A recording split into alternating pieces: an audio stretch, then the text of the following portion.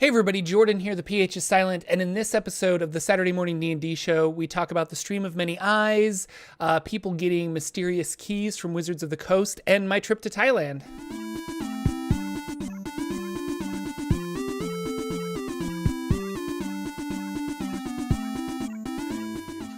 Hello everybody, welcome to the Saturday Morning D&D show. My name is Jordan with a silent PH in the middle, and I am joined always by my wonderful co-host Sir Lucian over at Sir Lucian Gaming.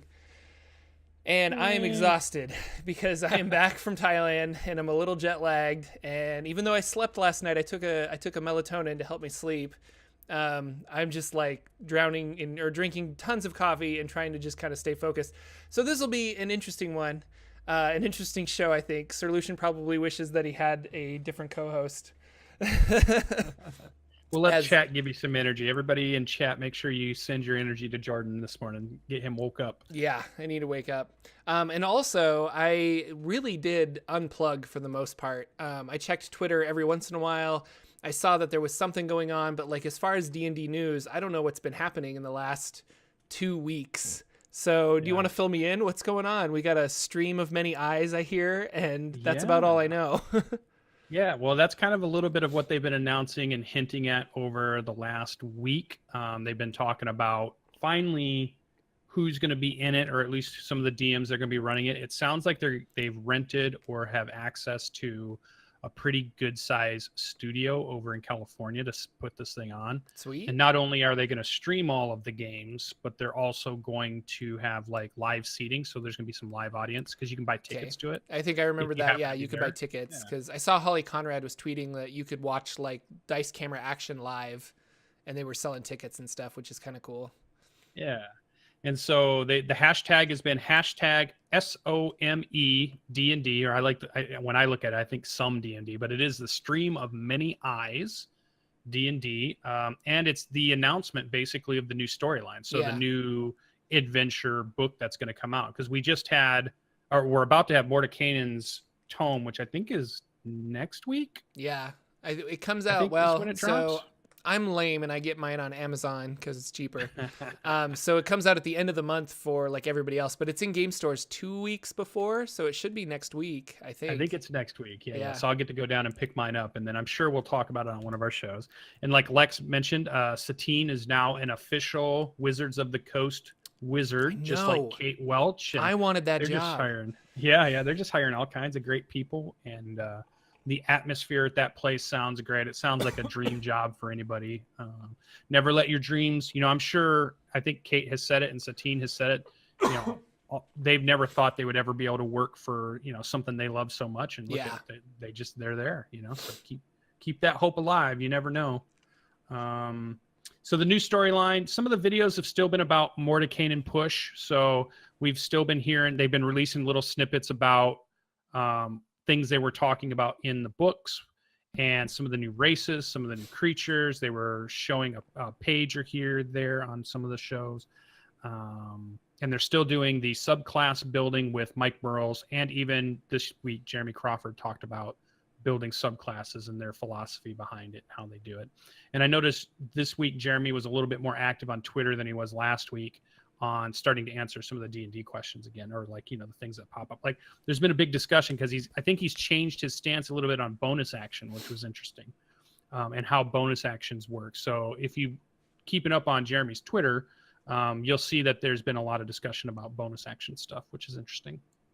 So I think that's about the D&D news. Now I'm confused. What was his stance on bonus actions and how did it change? I would have to read it. Go read it again. But it has to do with when something happens as an ability that says it's triggered when a bonus action happens. Gotcha. And I think the general rule was the thing happens before, but like if I have an ability that triggers when you use a bonus action, then my ability triggers the moment you say you're going to use your bonus action. Mm-hmm.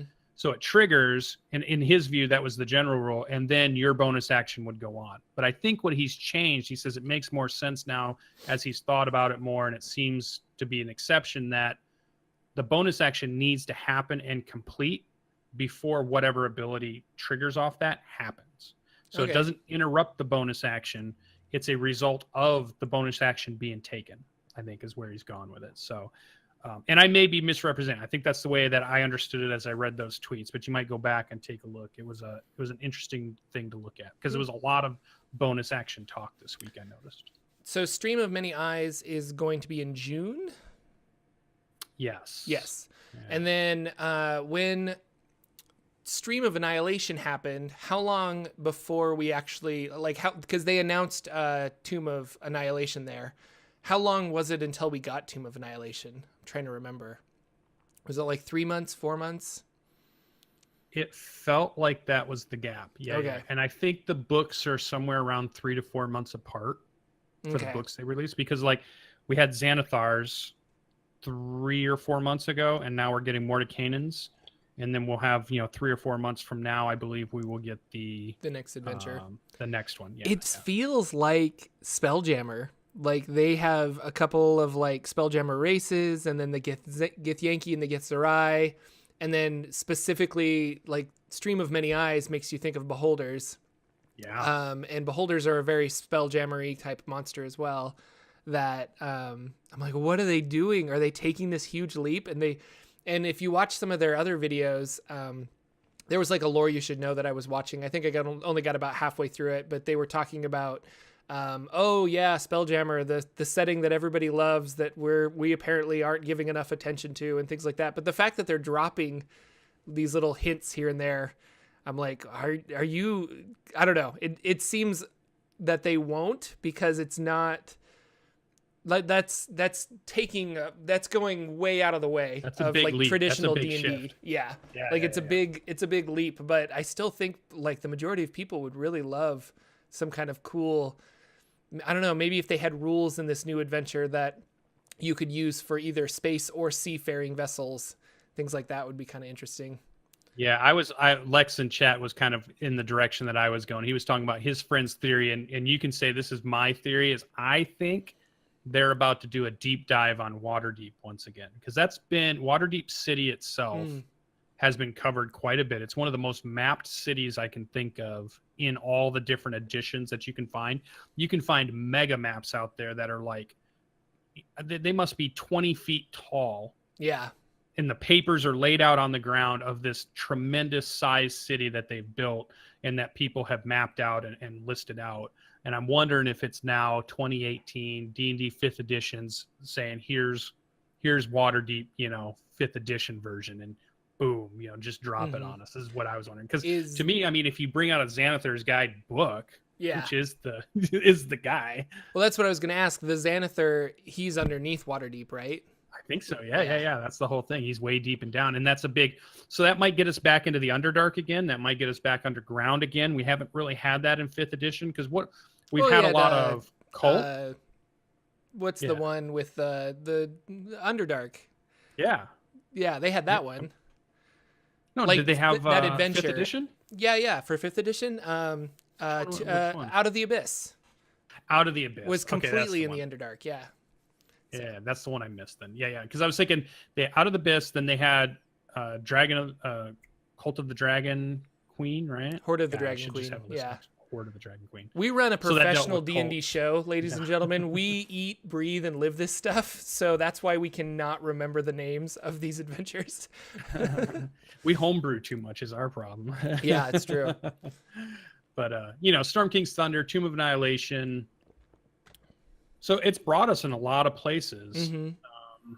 It'll be interesting where it takes us next. But you're right. We haven't had like a full city adventure. Like if they did an adventure that was just in Waterdeep, where you never had to leave Waterdeep, that would be different and would be really, really cool. Because it's no longer this like, let's explore, let's get to this point. You're like in a city, exploring a city. But look like?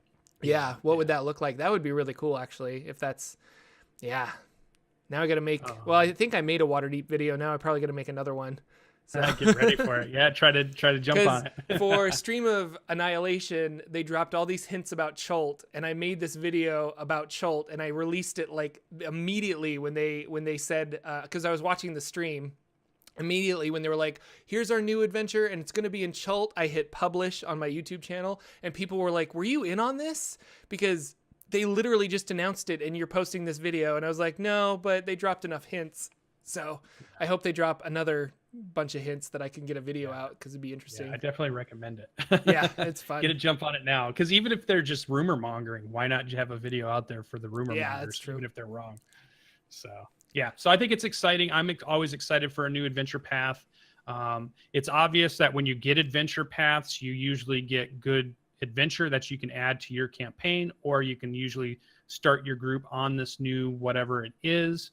Most of the time they have a tie-in to how you can start from first level, even if it is a higher level one, or how to work it in if you're not first level. They usually give us plenty of maps and some new creatures and some new mechanics to use. Some of them will have new classes. Some of them won't. We're probably about subclassed out. I don't know if we'll see any new classes. Maybe we'll see some new races. But with Mordecanians, we're going to see a bunch of new races too. Yeah. So we'll have to see. Maybe it's just a straight adventure, or maybe we're completely wrong and they're finally going to go Planescape, or they're finally going to go Dark Sun, or they're going to go Spelljammer, or they're going to go big time, because they've done Forgotten Realms pretty well. Yeah. And covered it. It might be time for them to grab on to some of their other worlds out there and say, with Mordecanians saying Greyhawk exists, or Spelljammer exists, or all this other Dark Sun exists, and the planes exist, maybe it's time to send us out to those extraordinary places too. So who knows? Oh man, it makes me excited. I just get so excited about new adventures. Know who knows? Satine knows, because there was a really funny tweet out there about when they showed her the schedule of the upcoming releases, how she reacted when she saw all the stuff that was coming, because now she's in the know, and it was just like, oh, imagine being able to see that schedule. Oh yeah, it'd be so good. Oh, that's fun. That's fun. Hey Cyberwolf, welcome. Late to the party, but it's still an awesome party because you're here. Yeah. Oh man. Yeah, so what did you do in games this week? I haven't played games in like 3 weeks.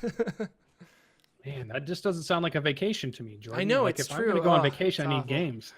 And like tomorrow's Mother's Day, so my group canceled, and I'm really trying to figure out a way of playing D&D tomorrow. I'm just like, I'm like, maybe we need to like run something online.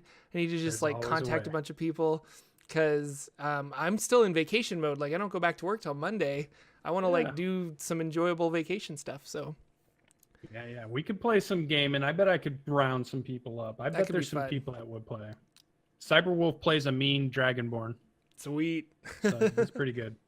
All right, well, this week, so last Sunday, just after our last Saturday morning Dungeons and Dragons show, we had an interview with Jim Murphy, which was really awesome.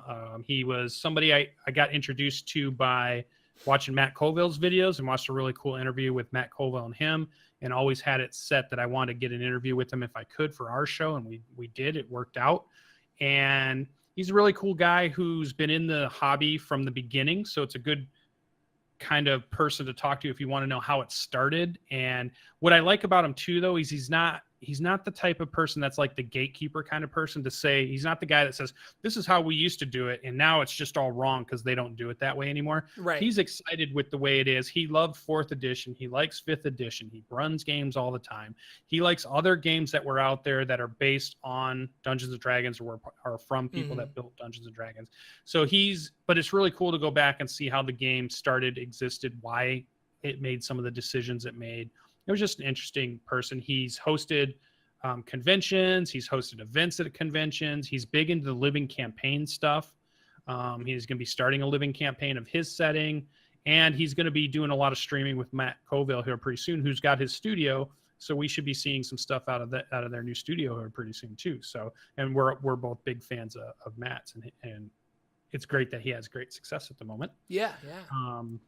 So that was cool. If you missed that, you can check it out on the VOD. I'll probably send it over to Jordan if he wants to put it up on the channel. If he doesn't, I'll put it up on my YouTube channel, but we'll put it up somewhere where you guys can watch it on YouTube too. We'll get it up there.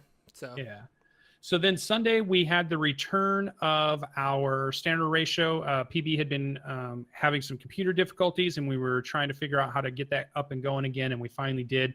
We talked about Mass, the new generation, which I've been big into lately, and I've been doing some videos on that, but we both talked about what we liked about it and how to play it and what to do if you want to play it, those kinds of things. And we talked about some really cool Kickstarters in that. So if you're looking for some cool new RPG Kickstarters that are a little bit different than the run-of-the-mill stuff you've seen, check that show out because we point you in the direction of a couple of really good ones.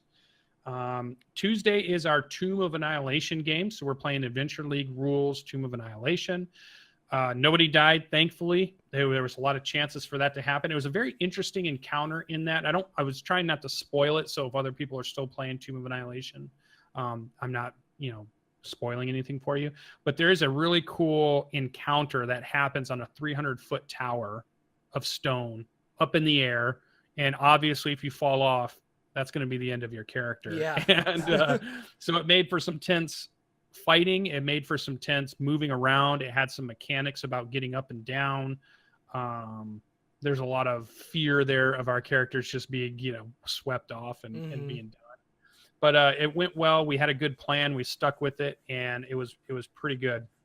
One of the things that came up in the discussion with our DM was some people thought that when you do a reaction attack, so like my character wanted to leave the person he was fighting to go somewhere else to help, and that provides an attack of opportunity, that if you have an attack of opportunity, you get all your attacks. But the actual rule is not that. Yeah, because that would be much more dangerous. Yeah.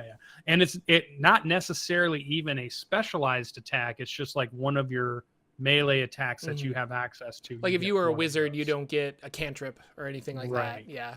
Right. So it's a very specific reactionary attack that you get. And it's melee. It's not, you can fire your bow or something like that. It's definitely a melee attack. So then we had a good discussion about that, found it in the player's handbook, what it talked about. So that was pretty good. And one of the other things that came up that really cemented for me this week or in my GMing is that I like it when there's an NPC or NPCs that are with the group helping the group, because it just provides an outlet for when they get stuck. As far as in most cases, you might think, well, if they need a hint, because it's just something's just not, they can't figure out what's going on. But it's not necessarily that. It wasn't that as what I was wanting. It's more the idea of the group sometimes get paralyzed because they have too many options.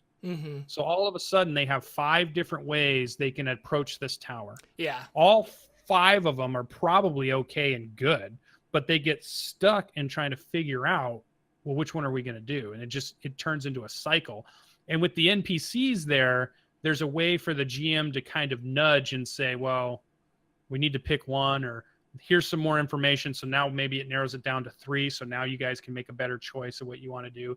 But it just provides the GM a way in to help with the conversation that you don't have necessarily if you don't have any NPCs in the group, if it's just the group and the GM waiting for them to do something.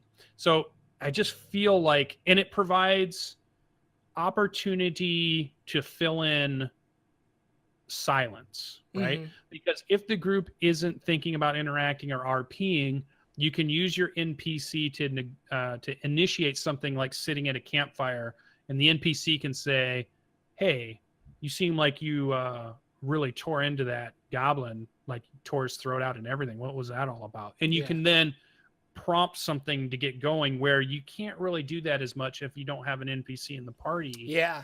To be there when that happens, when they're just kind of staring at each other. So. And I love, I guess I have a lot of NPCs in my games, and not necessarily NPCs that run around with my party, but if they get invited by the party to run around with them, then they do. And it's not like a DM NPC, like I'm not leveling this guy up, and they usually stay out of the fight unless my players are just like, a little help, please. And I'm like, oh, okay. Or I'll give the sheet to my players, and I'm like, do you want to run this NPC since he's helping your group? Because I don't like the idea of a DM NPC where you're trying to like play and DM at the same time. It's just like, you should just be a dungeon master. Like, it's fun to be a dungeon master. But it is nice for that. Like, I like the interactions that you can have. And rather than my players asking me questions where they're just like, well, what does this mean? Or what is this piece of lore? They can direct it towards the NPC. And it's just, I don't know, like it adds a more layer of realism to the game, because they're interacting with a character rather than just trying to like get information out of you as the dungeon master, you know? Yeah. And I think the danger is like what you pointed out. it's not necessarily the GM has an NPC in the group. It's the GM has a player in the group, right? Right. Or an actual PC. Yeah. And that's where if you listen to a lot of the D&D advice, they always try to tell the GMs, as much as you want to be playing these cool games too, having a full-on character sheet of your totem bear barbarian who's going to join the group because you want to play a totem bear barbarian really bad doesn't necessarily work out as well as you think it might. It might actually detract from the game or make it tougher. So lean away from that. But NPCs are things that I think become sources of information, sources of inspiration, sources of storyline, sources of nudging you to do some role play character background stuff, and places to help things get unstuck without really just being the GM putting their heavy hand in there and saying, hey, the right side door blows open of a strong wind, or whatever. So that was interesting. So that came up in our Tomb of Annihilation. I always try to look at the games I'm either playing in or GMing in, just the things that came up that were interesting to other GMs that they might keep in mind or see, or even things I'm still learning as I go. Like I've never stopped learning or never stopped thinking about how I might have adjudicated something and then decide, you know what, maybe I'll do it differently this next time, or maybe I'll think about that. No, I had a game where they were fighting on top of a plateau, and they were fighting harpies who were trying to pick them up and drop them off of this like 500-foot plateau, and it's fun.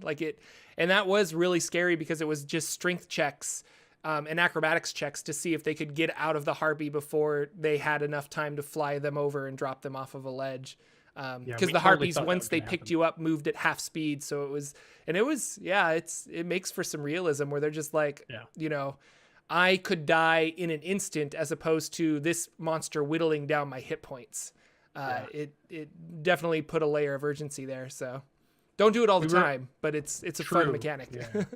We were also worried just trying to climb down. Like, I felt like I would have been a little bit nicer from my point of view that once they had this big battle up on top of that and they had gone through all of it, that I would let them off on the getting down part. I would gloss over that, montage over that a little bit. But in our game, it was like, you need to make skill checks coming down, because at any point we could have survived this awesome battle at the top.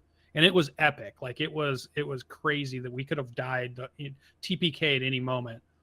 But then we're making these checks, and of course I miss a check on a ladder on the side of the mountain. I'm just thinking in my head, well, crap, did we just have this heroic battle that we survived, and I'm going to die because I slip off a ladder, right? Yeah. And I'm just like, oh my God. But I was like, you got to roll with the way your GM rolls, and that's cool. But we made it down, and everybody survived, and nobody fell too far that they couldn't take the damage that they took. Yeah. So that was pretty good. Thursday night is my Borderlands game. So in that game is my West Marches game. If any of you are catching me on Twitter, which is @SirLucianGaming, all one word, Twitter, I posted out a picture of the map, the hex map I've done. So it was like day one hex map when the players arrived at the new lands that they were in. There's like a day 6 version of it after they've went out on an excursion and come back. There's a day 12. They went out on a different excursion and come back. So they're opening up more and more of the map. And now they're on like day 48 or something, and the map's definitely much wider. And so you can kind of see their progression through the hexes if you're interested in that. A lot of people liked what they saw in that. So it was cool. We're just about a month, almost over a month and a half of player time or character time, in-game time that they've been in this land. They're about to go after probably the first real bad guy that I have presented in that area, the first faction that they've run into and had some trouble with. It's been really good. They are very focused group of 5, which is nice. They're a good mix of veteran players, so they kind of are really go-getters and know what they want to do. They've had some good class stuff. And this next fight, I think, is going to be interesting from a GM perspective, because my plan is, and even though I'm sure one or two of them are in the chat, but they have already figured it out, that they're in Spider Mountain at this point, and I'm going to keep the pressure up. So short rests and long rests are probably going to be very hard to get if they get them at all. So it's going to be interesting to see how they get through this place without the rests that usually allow their characters to power back up to their full level, right? Yeah. And I think in some ways it's implied that the game is balanced that way, that you have multiple encounters before a long rest is taken, right? But that's not how any of my games have gone. Yeah. Right? And I think there's been people polling other GMs and everything. And they're like, no, my players have one fight. They all do a long rest every single time, and before they ever get to their next fight. So it's always like they're fighting at full power, full strength. Whereas I'm about to put my players to the test in this one. So I'm excited to see how this works out. Yeah, Matt Colville did a poll, and it was overwhelmingly that you have one fight and then people would do a full rest, a long rest. And in order to challenge my players more lately, I've been doing the same thing. I've really been pushing for short rests. And so I'm like, okay, you guys have traveled for like an hour or so, but that traveling is hard, so it doesn't count as a short rest or whatever. And then they'll have like a couple of fights, a couple encounters. And they've come to me and they've said like, well, can we take a long rest? And I'm like, you can, but it's super dangerous, like where you're at. And you're going to mess up or I'll say you just can't because it's 10 in the morning. Like you can't take a long rest right now because it's just 10 in the morning. Like you can take a short rest, but you risk monsters coming after you if you take a short rest. There was another Colville thing, I think, where he said he rolls 2d12 if you take a long rest, and on a 11 or a 12, you get an encounter. And that's been really good in my games too. And I've been doing that. So if they take a short rest, I'll roll a d12. On an 11, they have like a medium encounter. On a 12, they have a difficult encounter. And then they can rest after that, but it's another way of depleting resources and hit dice and things like that. So, yeah. Yeah. And that's what the next couple of sessions is going to be about. And I realize that by doing this style, we're going to have a couple of straight sessions that are going to be full combat, full moving from one battle to another inside this underground mountain. And we'll probably won't get as much RPing going, but it's going to be a lot of tactical fighting, a lot of, oh my God, there's more of them. They're coming out of the tunnels in the darkness. What's really good about this that's made it the best is that all my players are human. Okay. So they only have see. torches and globes. And it has made one of the best games I've run because of that, because everybody's not running around with 60 feet of dark vision or 120 feet of dark vision. It adds that essence of, holy crap, we can hear them just outside of the darkness. We hear their feet. We hear their chittering. We know they're there, but we cannot see them. How do you rule carrying a torch? Like if I'm a two-handed weapon fighter, do I only get one weapon because I have to carry a torch in the other hand? Yeah, what they have done is they have used light spells on their helmets. Okay. Or they've used light spells on their daggers, or they got out of one of the ruins, they've got a drift globe. Okay. And a drift globe is you can give it a command and it will follow that one person by about 5 feet, and it follows behind them at head level. And it's only it's 20 feet of regular light and 20 feet of dim vision light. So it's about 40-ish feet circle. And we're using Roll20. So we've got dynamic lighting on and everything. Nice. So it's not just me saying, oh, it's in the dark and you can't see it. It's like they move their character forward and they still can't see it in the dark, but they know there's something out there and they know it's there. And then they see it at the dim light as they see just the edge of a token. And they're like, holy crap, look how big that token is. And before it gets to them, and it really adds a lot of cool drama to it. And, that sounds fun. The dynamic lighting adds so much to that style of gameplay, so it's pretty fun. One other thing, going back to short rest, long rest, that I've been doing to kind of challenge my players is I do skill challenges. And so we'll have skill challenges like, okay, you walk in the desert for like a couple hours. Let's do a skill challenge. If they fail that challenge, I've been taking away hit dice. So I'll just say, you guys lose 3 hit dice. And it doesn't hurt them. Like, they're just kind of fine. But when they actually do have to rest and you've depleted that resource. And that's been kind of a fun way of depleting resources on like travel montages and things like that. I really like that idea because I'm not hurting them, but in the long run, they just don't have as much oomph when they take a short rest, and it's been kind of fun. So yeah, I made a huge point that before they went into Spider Mountain, they were taking a long rest at the edge before they were going to go in the tunnel that leads them in, and they had an encounter. Spiders dropped on them on the last watch of the morning, and so all of their players had their long rest, but then they had this fight. And I made sure that they went in, they had this next fight. And I said, everybody needs to keep absolute track on purpose for these next couple sessions of your hit dice that you're using and what spell slots you've got, because this is going to be a long out battle and I want it to be really authentic. So I came right out and told them, I'm doing this on purpose and I want you guys to be really honest on your spell slots and on your hit dice you're using in your long rest, because it's going to be a very interesting. I want it to be that type of battle where it feels like they're slowly running out of everything they have and it's dire and things are about to get crazy. Yeah. And, you know, like I want that tension of, oh my God, we don't have our big spells. We don't have our hit dice. We've used all our hit dice at this point. There's a point where it could come up, they could take a short rest and they have no hit dice to use. Yeah. You know, so I want to have that happen. Yeah, and if you follow the rules, I think if you take a long rest, you only get half your hit dice back. So if you start whittling them away with skill challenges or short rests and stuff, it can add up, you know, like if they're lost in the jungle, you know, the first couple days might be fine. And then the next couple days might be like, well, even if we take a long rest, I'll still only get like 3 hit dice back. You know, we're only level 6. So yeah. And this is the campaign where we have the rule of every morning when you take your ration, we roll to see if the ration has spoiled in your pack. So they were out day 1. No, it was day 2. So the way I do it is on day 1, you take a D20, you roll a D20. If you roll a 1, then your ration has been spoiled. So you have to roll another one to see if that one is fine. And, you know, most of the time nobody rolls a 1. But as you go to day 2, if you roll a 2 or a 1, it's spoiled. You go to day 3, 3, 2, or 1 are spoiled. So we're on second day. Our main fighter, great sword fighter, I say, okay, everybody, we just had our second day. You need to roll your ration.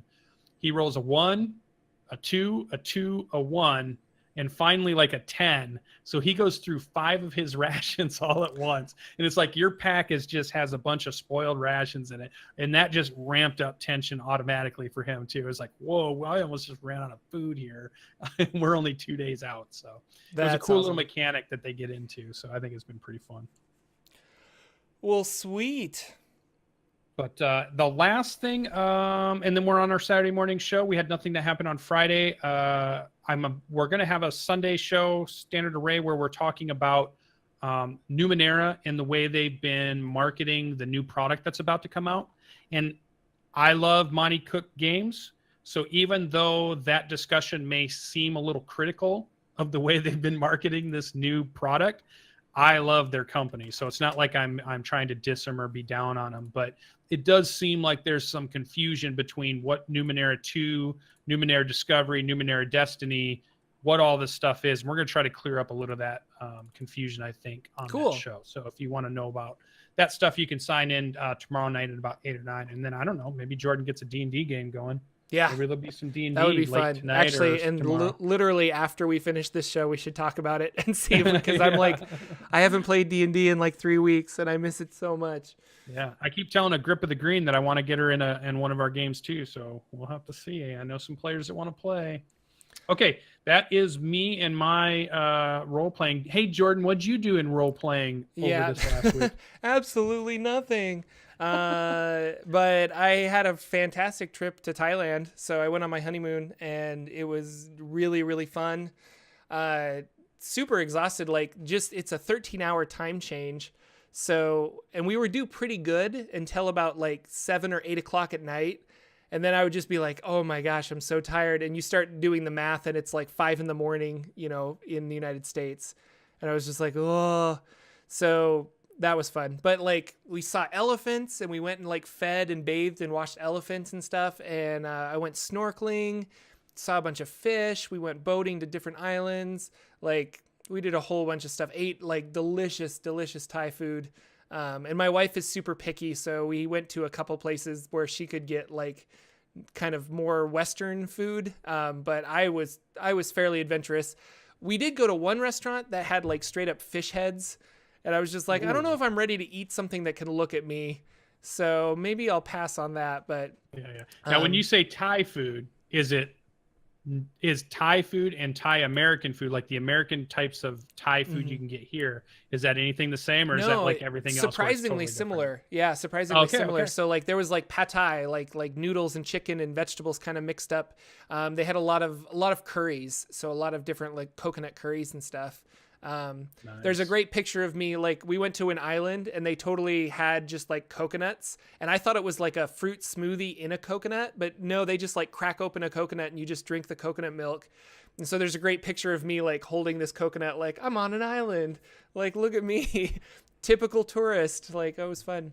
We went kayaking in caves. They had like this river the river that went into the ocean went through this cave. And so we were like kayaking in these old caves and stuff. If you Sweet. are a patron of me, I put a video of a bunch of the videos that I took. I made like a little Google video and put it up there on the internet so you can watch that if you're a patron. But yeah, it was a really, really fun trip. Kind of super unplugged from a lot of it. Like I said, I checked Twitter a little bit, but I didn't really follow what was going on. I was going to ask you, I did see that people are getting these keys sent from Wizards of the Coast. Have you seen that? I have not. Yeah, it's a silver key that's got like a thumb drive on the end. And then there's pictures that they sent out to like Matt Colville, Nate from WSAD 20 got one. I think Matt Mercer got one. And they have an image on them that is like, I don't know, some part of the puzzle that is happening with Stream of Many Eyes. So something to keep an eye out for. I'm digging into this now to kind of see what's going on, but yeah, it seems like interesting stuff. So Yeah, we'll have to ask Nate. That would be the one person yeah, I can well, figure out we could he ask. posted, he got a letter from Elminster. Nice. And he got a letter from Elminster and a bunch of, and then it's got this like picture, and I think it's just like a missing piece of a puzzle, and we, the community of D&D, are supposed to take all these different pictures and figure out the puzzle from there. So it's kind of neat, kind of really, really neat. Yeah, there's Matt Mercer. The link is in chat if you want to see Matt Mercer's tweet There you on go. his. No stone unturned. I was Yes. seeing the hashtag no stone unturned. I have been seeing that. I just didn't know what it was all completely about. So hashtag no stone unturned and figure that out. I think next week I'm going to dig into this as much as possible. And so maybe next week for the Saturday morning D&D show, I'll have some more information on it. And then, yeah, I was in Thailand. What else can I say? Other than that, the Numenera game that I play, the finale is this Monday. And I think we're all going to dress up. I'm going to my character has a robotic arm, so I'm going to tinfoil my arm, and that should be really fun. But yeah, you should definitely come out for the finale of Numenera Fury. It's going to be lots of fun on the Saver Dice channel. So what happens after that to your schedule? I have Mondays open unless we Oh, want to boy. continue doing something else. But yeah, I'll have Mondays free. So I don't know. Gosh, I want to play D&D so bad. We got to plan something. Yeah. Yeah. All right. Cool.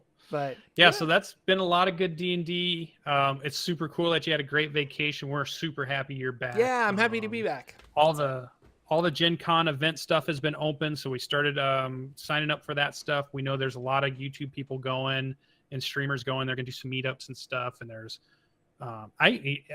Critical Role said they're even going to have a booth at Gen Con this year. They're actually going to have a place where you can buy their merchandise and stuff. So they're going to be on the main floor. Plus, they'll be doing a live show.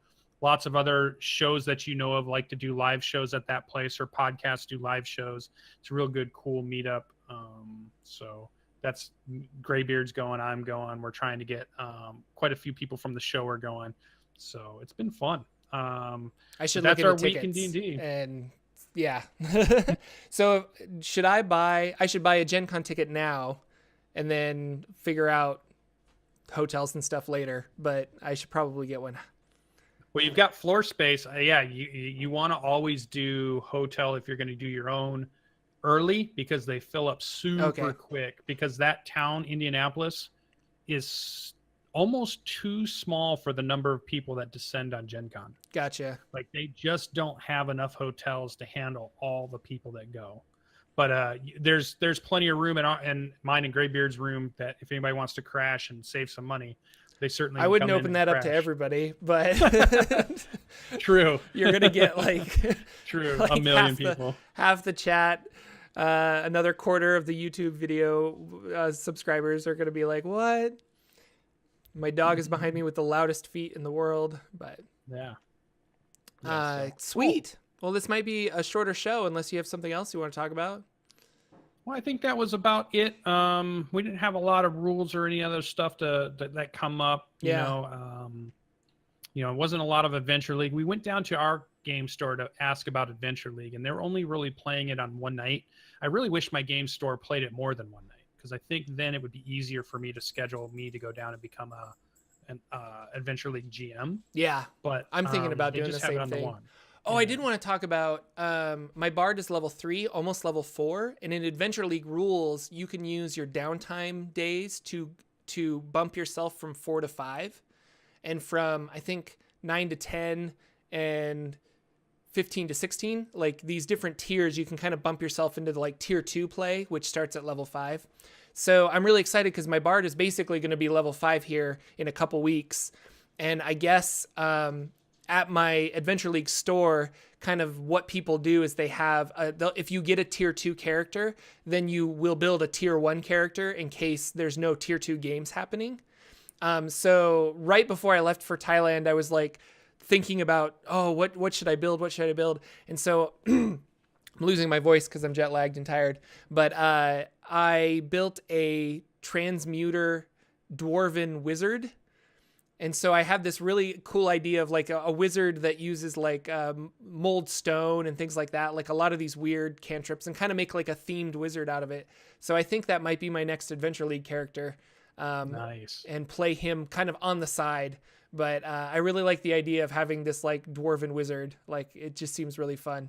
And my stats are not the best because wizards need intelligence and the dwarf does not give you intelligence at all. So I think I have like a 14 in intelligence, where the average would be like a 16 when you're doing kind of the standard point buy and stuff like that. But we'll see. He could be really fun. So I've got a lot of hit points. I think I had a 16 in con. So yeah, we did just discuss that really cool mechanic of being able before you get to 5th level, you can change anything about your character that you're playing except the name. Like everything else can be changed. So I could have gone through this whole Tomb of Annihilation as my human barbarian variant. And then all of a sudden, because I just hit 4 and I'm already halfway through 4, so I need to make this decision too on mine before we get too far.